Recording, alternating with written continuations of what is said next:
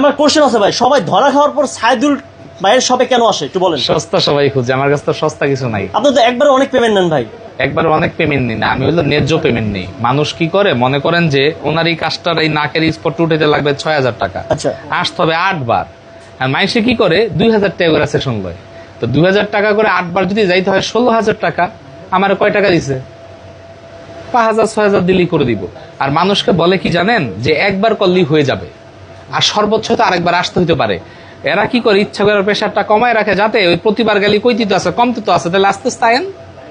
কথা কি বুঝছেন? মানে পেঁচটা কোথায়? এটা কি ভাওতাবাজি ব্যবসা? ভাওতাবাজি ব্যবসা না, এটা হলো পেঁচ ব্যবসা। ভাওতাবাজি হলো খারাপ ভেজা, মানে এটা একটা ব্যবসার ধরন, যে এটা থেকে 2,000 টাকা দিব, নিয়ে এটা আটকামো, আটকায় বছর ভরে এটা থেকে 2,000 করে খামো।